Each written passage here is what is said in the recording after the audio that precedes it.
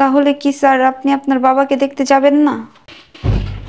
দেখেন, আমি ব্যস্ত মানুষ, আমার পক্ষে বৃদ্ধাশ্রমে গিয়া আমার বাবাকে দেখা সম্ভব না। আর শোনেন, আমার বাবা তো অসুস্থ, যদি মারা যায় তাহলে আমার এখানে আসবেন না। তখন আমাকে ফোন দিয়েন, দাফন কাফনের জন্য কিছু খরচা পাঠাই দিব না।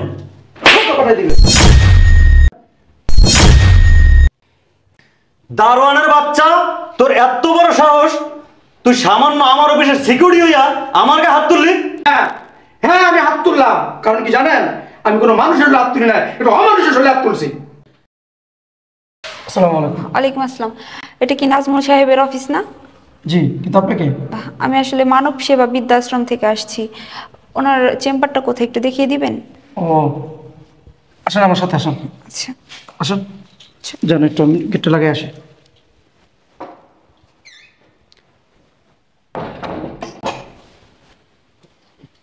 আসেন স্যার। জি বলো। উনি আপনার সাথে দেখা করতে চায়। কে আপনি? কোথা থেকে আসছেন? স্যার, আমি মানব সেবা বৃদ্ধাশ্রম থেকে আসছি। ও আচ্ছা আচ্ছা, ওখানে তো আমার বাবা আছে, আপনি ওখান থেকে আসছেন? আসেন আসেন, ভিতরে আসেন। Thank you sir. দাঁড়িয়ে আছেন কেন? বসেন ওখানে। না না, আমি ঠিক আছি। আসলে আপনার সাথে আমার ইম্পর্টেন্ট কথা আছে। স্যার, চা দেবো না কফি দেবো? ও হ্যাঁ, চা খাবেন না কফি? না না স্যার, আমি কিছু খাবো না। আসলে আপনার সাথে আমার খুবই গুরুত্বপূর্ণ কথা আছে। হ্যাঁ জি বলেন। আসলে আমাদের বৃদ্ধাশ্রমে আপনার বাবা, উনি খুবই অসুস্থ। কেন? আপনারা কি করেন? আপনারা চিকিৎসা করেন না? জি স্যার, আসলে আমরা তো আমাদের সাধ্যমতো চেষ্টা করছি। কি চেষ্টা করতেছেন? সামান্য একটু অসুস্থ এই কারণে আমার অফিসে আসা লাগে? আমাকে ফোন দিতেন। স্যার, সামান্য অসুস্থ না, উনি গুরুতর অসুস্থ। এই কারণেই আমার আপনার কাছে আসা। আসলে স্যার, যে কোনো মুহূর্তে ওনার কিছু একটা হয়ে যেতে পারে। আসলে আপনার বাবা আপনাকে বারবার দেখতে চাচ্ছে, তাই আসলে আমি ভাবলাম আপনার সাথে আমার কথা বলা দরকার। দেখেন, ওনার পরিস্থিতি আসলে দিন দিন খারাপ হয়ে যাচ্ছে। আপনারা ওখানে কি করেন? এগুলো এখন আমারে শুনাইতেছেন আইসা? দেখেন স্যার, আসলে আমাদের বৃদ্ধাশ্রমটা হচ্ছে আধা সরকারি। আমরা তো যথেষ্ট পরিমাণের চেষ্টা করি, যত বৃদ্ধ লোকজন আছে আমরা আমাদের সাধ্যমতো আর কি চেষ্টা করি ওনাকে সেবা দেওয়ার। কিন্তু আপনার বাবার তো উন্নত চিকিৎসা দরকার। আর তাছাড়া আপনি তো একজন শিল্পপতি, তাই আমি আমার দায়িত্ব হিসেবে আপনাকে জানালাম আপনার বাবার উন্নত চিকিৎসার প্রয়োজন। দেখেন, আমি খুব ব্যস্ত মানুষ, আমার পক্ষে বাবাকে দেখভাল করা সম্ভব না, এই জন্য আপনাদের বৃদ্ধাশ্রমে পাঠানো।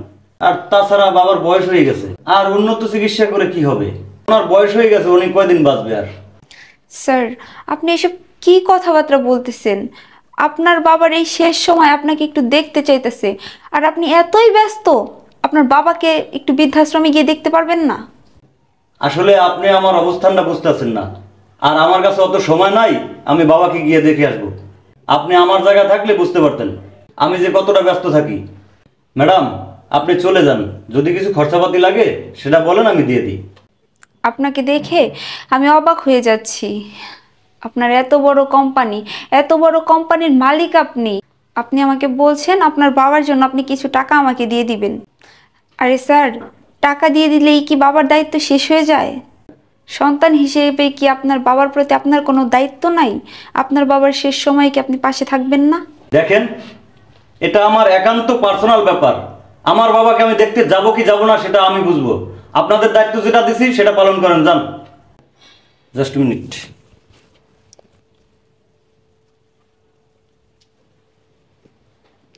হ্যালো। কি ব্যাপার? তোমাকে না আজকে বললাম অফিস থেকে তাড়াতাড়ি আসার জন্য, আমার বাবা অসুস্থ, দেখতে যাব। হ্যাঁ হ্যাঁ, আমি তো আসতেছি, এই যে অফিসটা বন্ধ করে তারপর আসতেছি। ঠিক আছে, অফিস থেকে আসার সময় আমার বাবা যা যা ফল খাইতে পছন্দ করে, আপেল, আঙ্গুর, কমলা আর আঙ্গুর, আনার আর হচ্ছে আম নিয়ে আসবা। এখন 12 মাসই আম পাওয়া যায়, সেই আমটা নিয়ে আসবা, দেখবা মিষ্টি কিনা। আরে তুমি এত চিন্তা করো কেন? বাবা অসুস্থ, ফল খাইতে চাইছে, আমি যত ধরনের ফল আছে সব নিয়ে আসবো আসার সময়। হ্যাঁ, মনে যেতে থাকে। আরে মনে থাকবে গো, থাকবে। আমি অফিস থেকে বেরোয়া সব ধরনের ফল নিয়ে আসতেছি। তোমার বাবা মানে তো আমারও বাবা। কি যে বলো না তুমি, বাবা অসুস্থ, সামান্য ফল খাইতে চাইছে। তুমি রাখো, আমি ফল নিয়ে আসতেছি। ঠিক আছে, তাড়াতাড়ি চলে আসো। ওকে, ঠিক আছে। স্যার, তাহলে কি স্যার আপনি আপনার বাবাকে দেখতে যাবেন না? দেখেন, আমি ব্যস্ত মানুষ, আমার পক্ষে বৃদ্ধাশ্রমে গিয়া আমার বাবাকে দেখা সম্ভব না। আর শোনেন, আমার বাবা তো অসুস্থ, যদি মারা যায় তাহলে আমার এখানে আসবেন না। তখন আমাকে ফোন দিয়েন, দাফন কাফনের জন্য কিছু খরচা পাঠাই দিব না। পাঠাই দিবে। দারোয়ানের বাচ্চা, তোর এত বড় সাহস, তুই সামান্য আমার অফিসের সিকিউরিটি হইয়া আমার গায়ে হাত তুললি? হ্যাঁ হ্যাঁ, আমি হাত তুললাম, কারণ কি জানেন, আমি কোনো মানুষের হাত তুলি না, এটা অমানুষের শরীরে হাত তুলছি। কি বলতে চাস তুই? আমি মানুষ না? স্যার, আপনি কি মানুষ?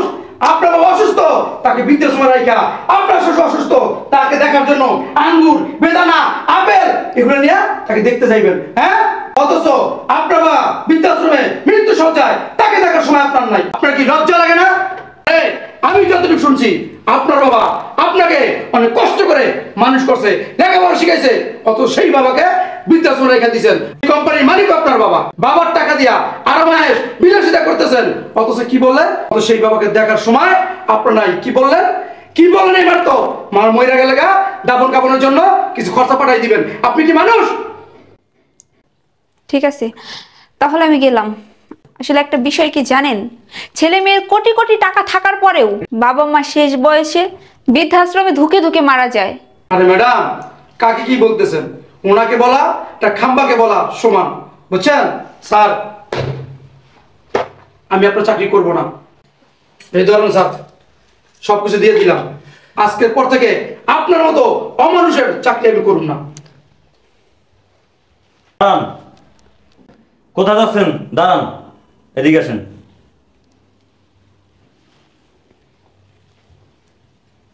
ম্যাডাম, আমি আপনার সাথে যাব আমার বাবাকে দেখার জন্য। সত্যি যাবেন আপনি? আপনার বাবা অনেক খুশি হবে। স্যার, আপনি আসলেই যাবেন?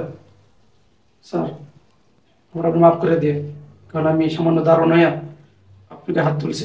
দেখেন, আপনি মুরব্বী মানুষ, আমার বয়স অনেক বড়, আপনি থাপ্পড়টা দিয়া আমার চোখ দুইটারে খুলে দিয়েছেন। আমি আসলেই এতদিন ভুল করছি অনেক। আমার এত অর্থ সম্পদ থাকার পরেও আমি আমার বাবাকে বৃদ্ধাশ্রমে রাখছি। আসলেই আমার ভুল হয়েছে, আমি অন্যায় করছি, আমি ভুল করছি। আমি এখনই আমার বাবাকে দেখতে যাব। আপনি গেটে থাকেন, আমি গেলাম। স্যার, যান। আসেন না। আসেন।